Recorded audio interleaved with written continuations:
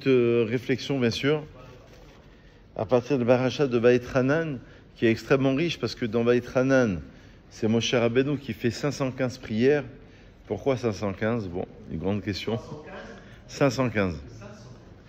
Pour rentrer en Eretz Israël, Gimatria Beit Hanan, Gimatria Tfila d'ailleurs, c'est la même valeur numérique que la Tfila, que la prière. Et il va supplier Hachem, à tel point que Hachem va lui dire, Avlar, Al Tosef Daber Elecha, Od Badavarazé, arrête de me parler sur ce sujet, ça y est, c'est fini, c'est décidé.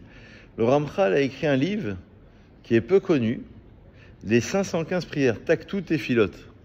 Les gens le connaissent peu, ce livre, mais c'est un livre qui existe, que j'ai chez moi d'ailleurs, qui s'appelle les 515 prières, qui sont adaptées à une élévation spirituelle particulière. Et on sait, selon le Harizal, qu'à chaque jour correspond un tikkun.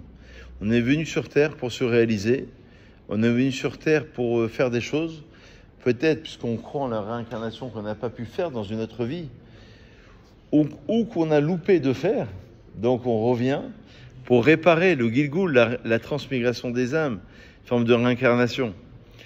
Et le Harizal, il dit qu'on est né avec plusieurs étincelles divines, Nisosot, Aneshama, qui vont correspondre à tous les jours de notre vie. Bon, c'est les grands sujets, d'accord? Bon, c'est important de le savoir.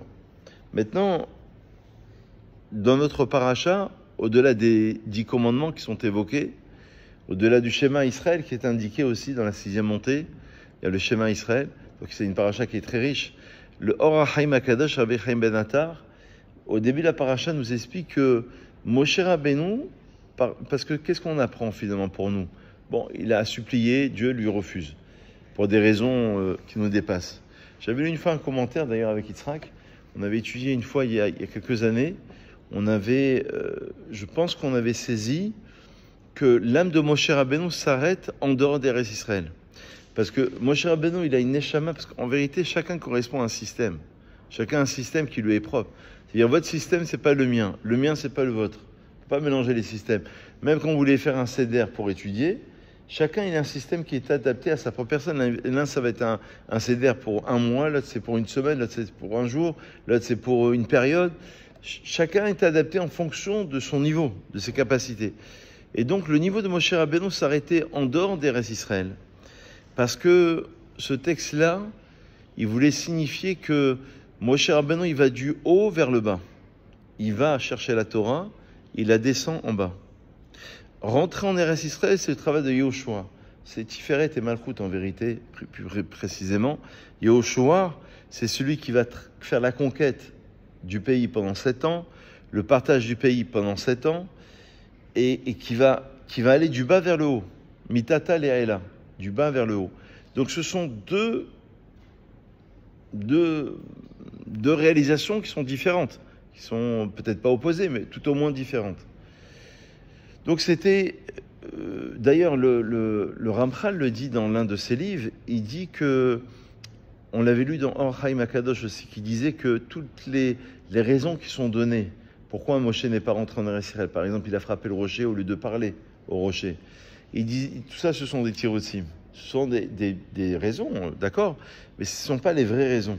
Il Or HaChaim HaKadosh, voilà, ce sont des arguments qui existent mais qui sont pas suffisants, qui sont pas au niveau parce que ça n'explique pas le fond. Quel est le lien de la relation entre le fait de frapper le rocher, pas parler au rocher, avec le fait de lui interdire après 515 prières de ne pas rentrer en Eretz Israël. Donc c'est compliqué.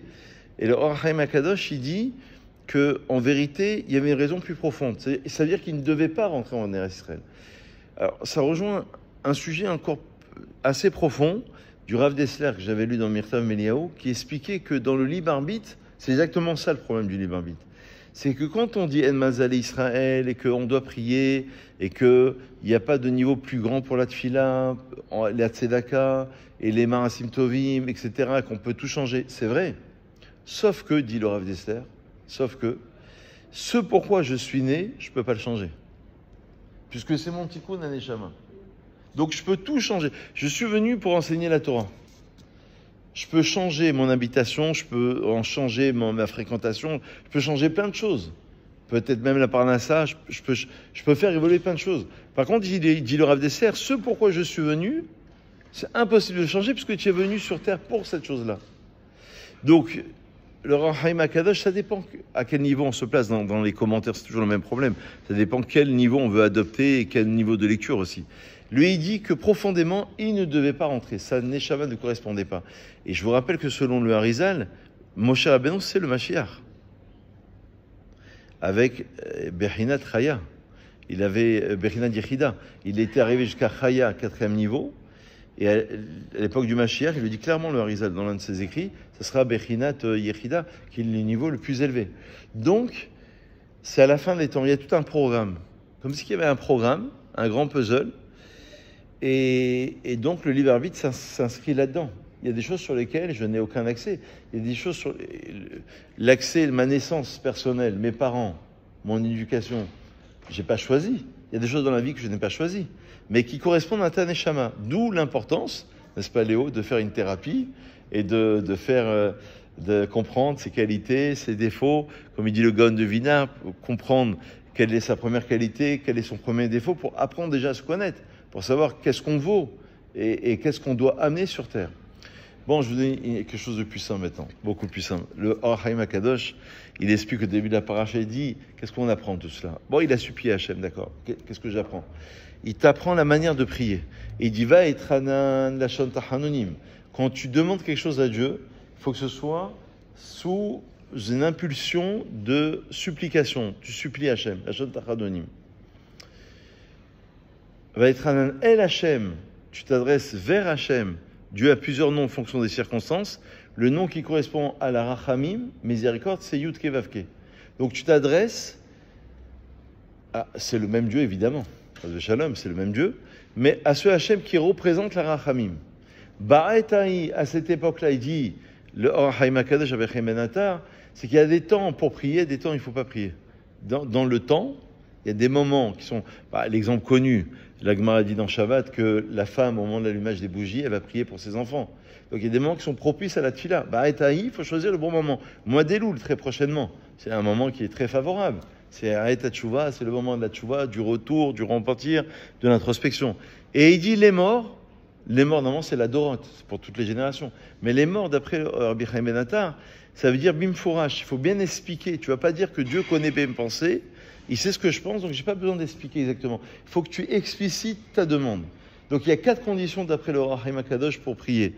Va'et Hanan, Lachon Tachanonim, El Hashem, Mekor Rachamim, il dit, dans ces mots du Rabbi Chaim Ben Attar, Ba'etaï, c'est qu'il y a un moment pour prier, il faut choisir le bon moment, la tzedaka, l'introspection, le bon moment, et les morts, bien expliqués.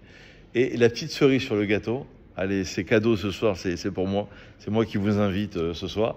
Petite cerise sur le gâteau, c'est que le Ben Ishraï, il rajoute quelque chose que j'ai découvert cette année. C'est une dracha que j'avais faite, cette dracha, il y a 2-3 ans. Mais j'ai découvert cette année que le Ben Ishraï, il explique, il dit non. Va être Hanan, c'est quand il y a Be'et Sarah. La Shanta Hanonim, c'est dans le sens, d'après le Ben Ishraï, quand tu as subi une épreuve. Rabbi Nachman de Breslev, il dit que quand tu as subi une épreuve, tu dois faire misement les Toda, tu dois remercier Hachem. Tu as fait le tikkun. Si tu fais comme ça, tu dis merci Hachem, tu as déjà parce que ça veut dire que tu as compris que c'était pour ton... Je ne sais pas pourquoi, c'est un mystère. Je ne sais pas pourquoi tu as eu cette épreuve. Une maladie, un divorce, les enfants, la maison. Tu ne sais pas exactement. Des fois, tu peux deviner, mais des fois, tu ne sais pas. Donc déjà, tu as l'acceptation, Emouna et Bitachon. Une fois que tu es passé par cela, tu remercies Hachem. Le remerciement, c'est une forme d'acceptation.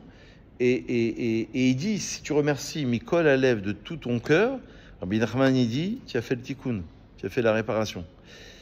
Donc, Ben Ishra, il dit, quand il t'arrive quelque chose, une épreuve, une difficulté, va être Hanan, tu supplies Hachem, je t'en supplie, c'est une catastrophe ce qui m'arrive. Et il dit, les morts, c'est l'omar. Bon, c'est Ben Ishra, hein. C'est l'omar, il ne faut pas que ce soit amer. Ça veut dire que tu vas demander à Hachem, et donc toi, tu serais censé lui dire, mais pourquoi telle catastrophe? Pourquoi tant de calamités dans ma vie? Regardez en Israël ce qui se passe, regardez le nombre de blessés, le nombre de morts. Pourquoi tant de calamités? C'est non seulement tu as accepté, mais en plus tu n'es pas dans une condition d'amertume. Tu dois le faire avec la simcha. Et là, la prière, elle est acceptée.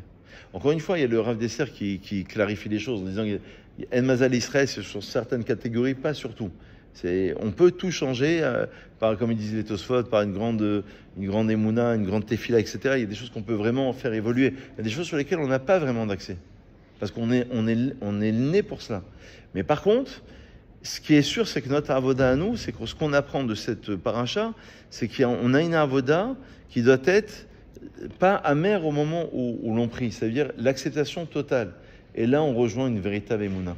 Donc là, dans le Aleph, Bet, Gimel, j'aurais plutôt dit Aleph, émouna, Bet, bitachon et Gimel, Gimel chassadim. Après, il faut terminer l'alphabet, mais ça serait déjà un premier pas dans l'évolution. Chazak ou Baruch, on va faire un kaddish pour l'élévation des âmes. Eh bien,